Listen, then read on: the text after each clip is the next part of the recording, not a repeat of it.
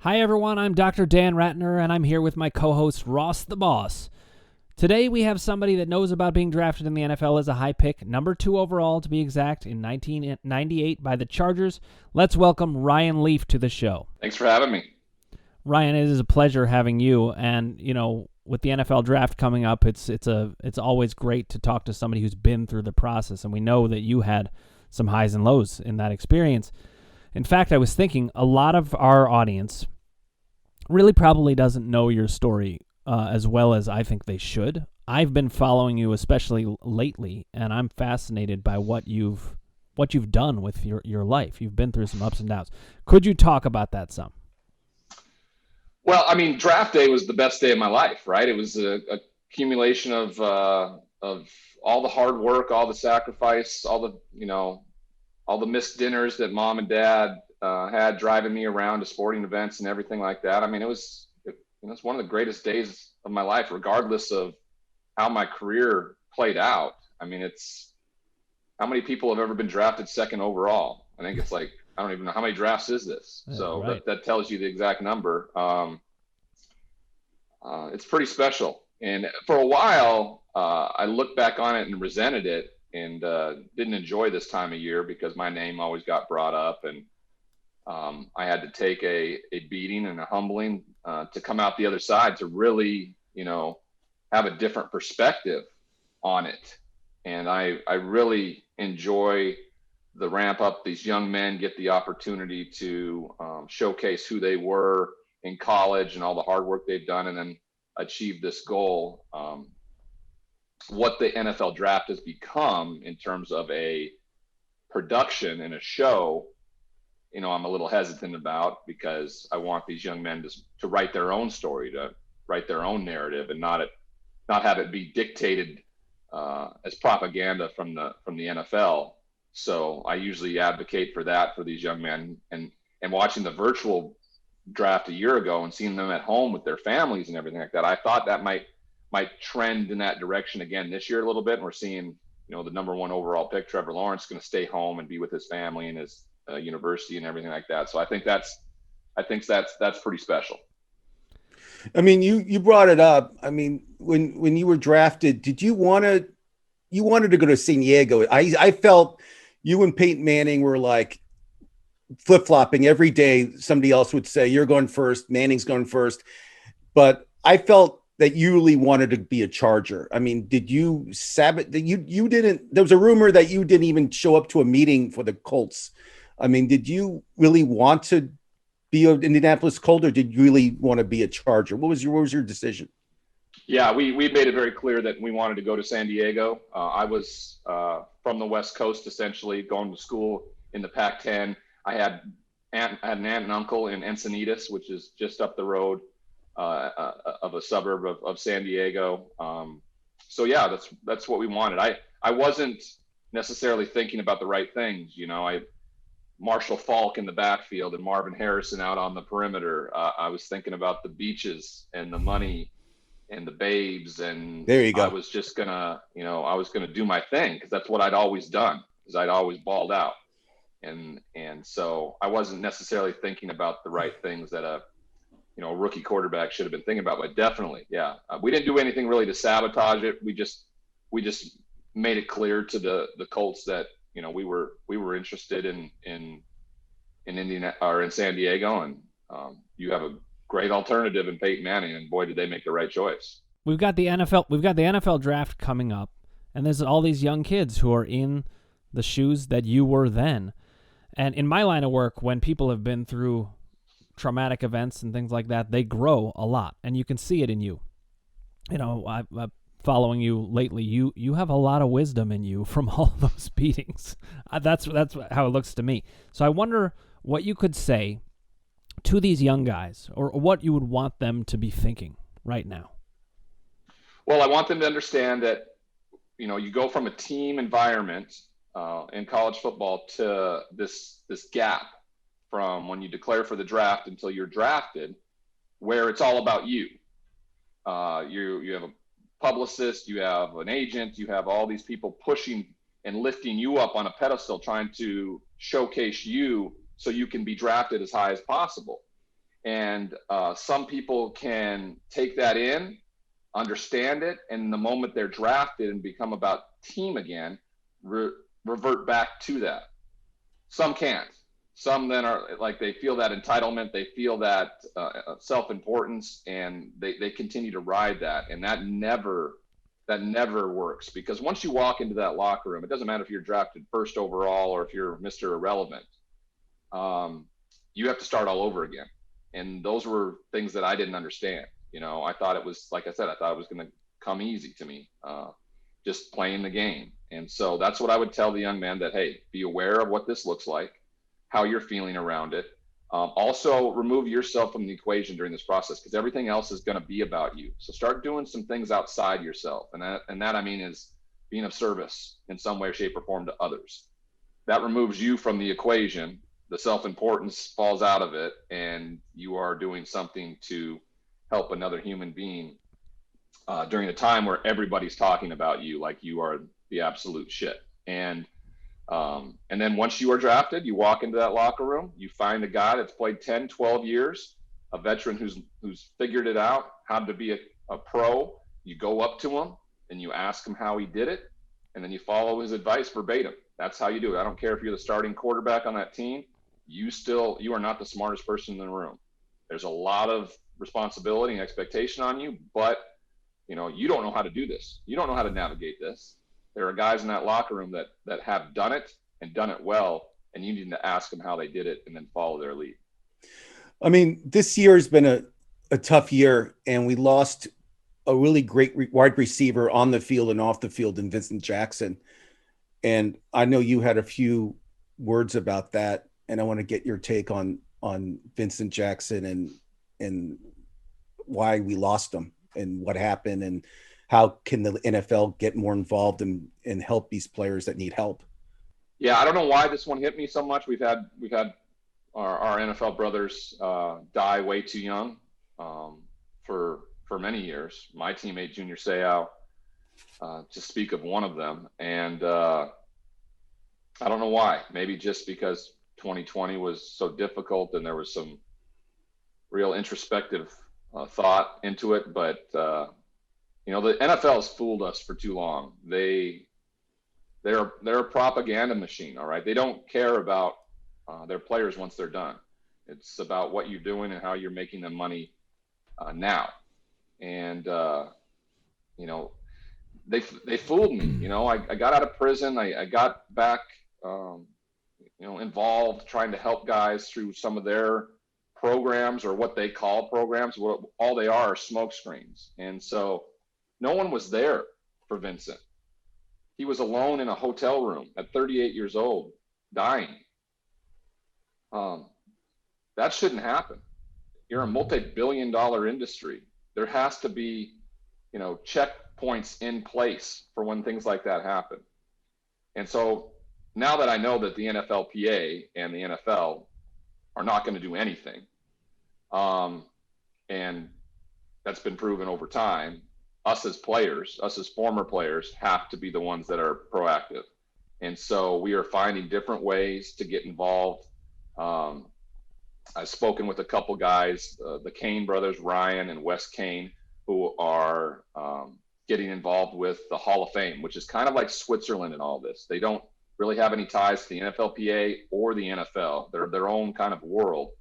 And they've started this facility called the Hall of Fame Behavioral Health Facility. And this is going to be player-driven, player-run, and player monitored. So when something like that happens and the family reaches out and says, hey, Vincent is in a bad place, we can't get through to him, he's locked in a hotel room, like, it's the bat line, right? I get a phone call, I jump on a plane to Tampa, and I'm knocking on his door, because it's different when your brother is standing there than it is when it's a doctor or somebody else saying, I know what you're going through here right now, and I know the way out. Just please come with me. Mm-hmm. And so that's what Vincent's death spurred on. And it's unbelievably unfortunate that it took another player's death to motivate us. I think 2020 just kind of had all of us licking our wounds, and we just, we took some things for granted, and first and foremost is the preciousness of a life, and that of our NFL brothers. So I'm going to do everything I can and what I have left in this life of mine to make sure things like that don't happen again. I really applaud you in that, and it is in line with what I know of the guy you've become over the years with this. But to have leaders like you out there is really important, because otherwise there are these juggernaut organizations and they're not held accountable, and No. they're not focusing on the heart that we need for each other. And it made me think about your connection to Junior Seau, who we lost for similar reasons. So as a rookie, there's a story about him hazing you, I'll put in quotes. And it was actually like the most loving, gentle hazing that I heard about. I wondered if you could tell the story of him. Well, it's a wonderful story. The moment I walked into that locker room, like, Junior put his arm around me. His nickname for me was Baby Boy. And I was about to be named the starting quarterback. And so they couldn't necessarily take me out to the goalpost and wrap me up in athletic tape as hazing. So I was watching film. I was watching film one night, and Junior he walked into the film room, and he said, "Hey, you're going to take the defense out to dinner. We're going tomorrow night." And I said, "Well, I got to watch."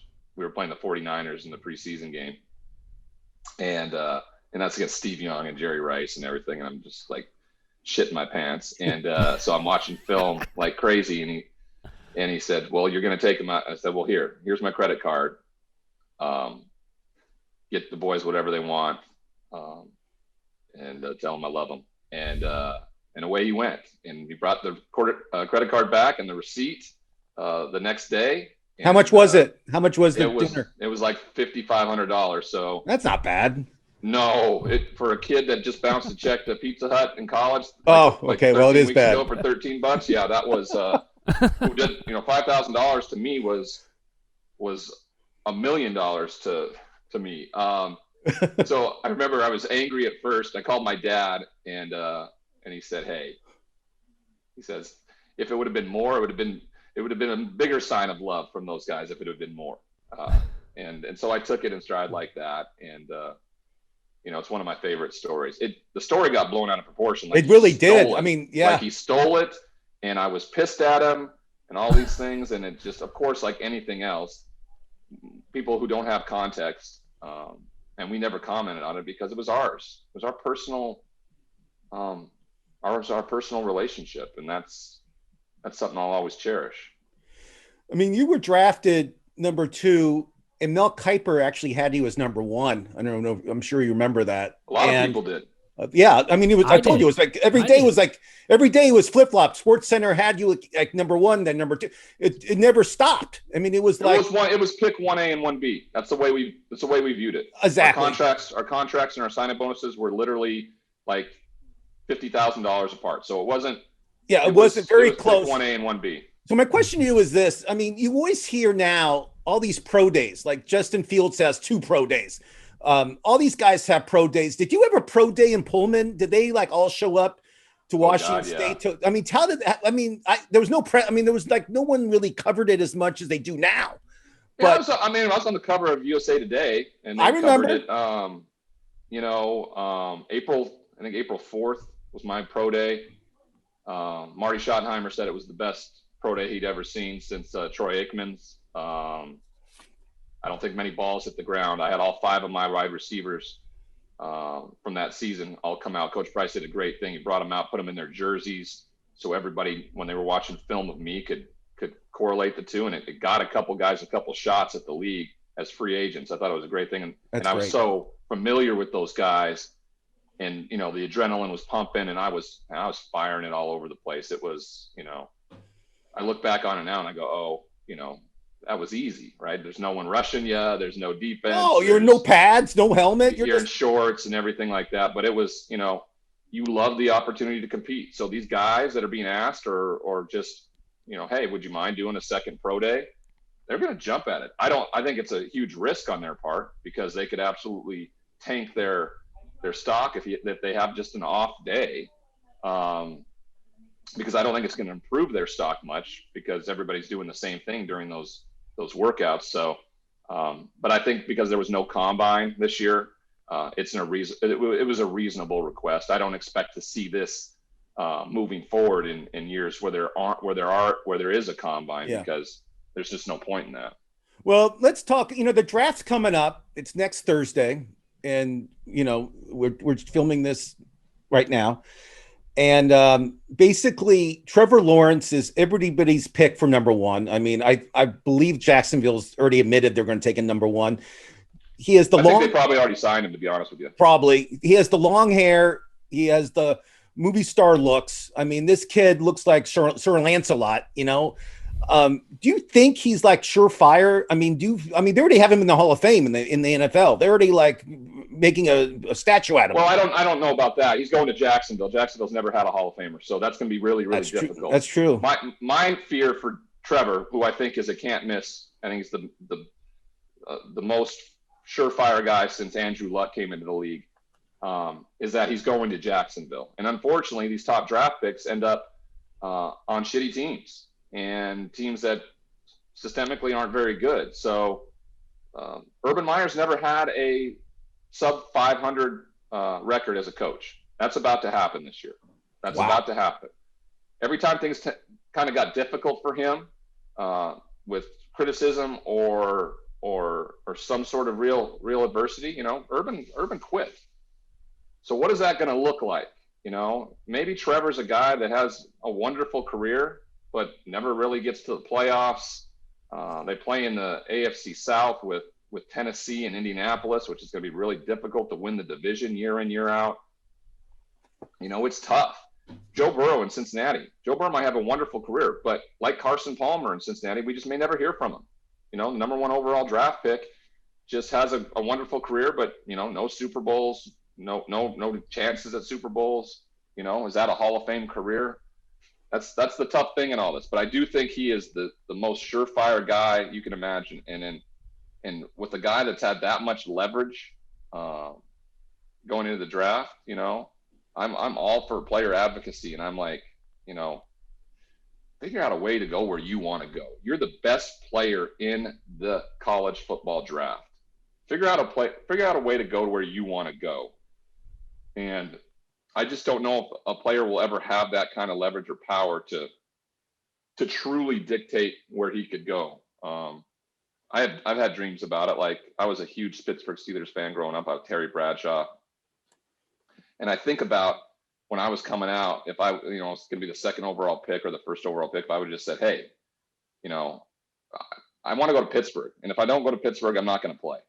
Period.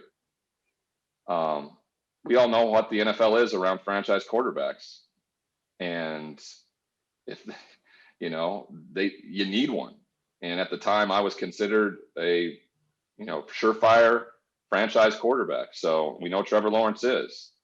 I would find a way to go to a contender if I'm a top pick. And unfortunately, that's just not the way it works. It doesn't work like, it's impossible. You can't do that anymore. Impossible. You could. The way that the NFL covets quarterbacks right now, if Trevor Lawrence wanted to flat out put his foot down and say, I am not going to Jacksonville, figure something out, and made a mandate with his agent, because he's clearly told us, hey, I want to play. It's not the end all be all. I want to win. I want to be part of a system that is high functioning, and the Pittsburgh Steelers are certainly that team. If I'm him, I'm like, Pittsburgh, figure out a way to get to one. Or Jacksonville, I'm not going to play for you. You better trade me to Pittsburgh with a 23 and be Ben's backup for a year and then take over the reins. Like, things, he could absolutely do that if he chose to. And that's going to take a lot of selfish nature And it's something that Trevor just simply, he's not a selfish guy. He's one of the best humans I've ever met. I've spent a lot of time with him. He's going to go to Jacksonville. He's going to bust his ass. He's going to be the best thing for that franchise. Unfortunately, I don't know if it, as we all know, quarterbacks get a ton of credit, but you got to have 22 guys functioning on a high level together. And if that's not the case, you're not going to get anywhere. I think one thing we could say about that, though, is do we have to interpret that as selfish, or could it just be self-protective? Because these people are coming into the league. Yeah, I mean, very self-protective. I think it was viewed as selfish. Well, that's the problem. I think that, you know, the media and people in general, they look at these guys, and if they make a move on their own behalf, they criticize them, and then at the end of their career, their lives are often destroyed physically and emotionally. Like, I think we need to be more in the players' corners. So, like, I'm a Browns fan. When Tim Couch came in, I don't know how good Tim Couch was, but we never got to find out because the Browns didn't do anything around him. He was like cannon fodder, and a lot of these players are. So now I think about Zach Wilson. He's probably going to the Jets.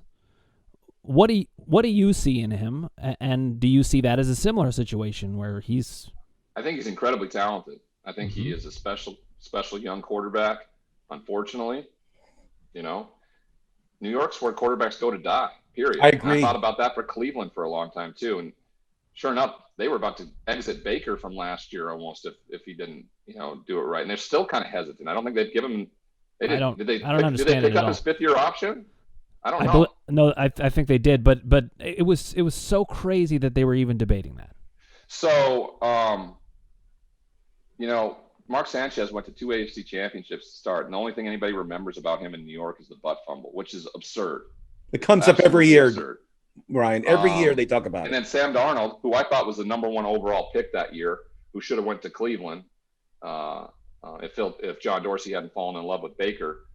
And when they slipped to 3, I thought the Jets got the number 1 overall pick at 3. And with the lame duck Broyles and then whatever those 2 years were with, you know, Crazy Eyes Gase, that you just they ruined him, and I feel terrible for Zach Wilson. I really do.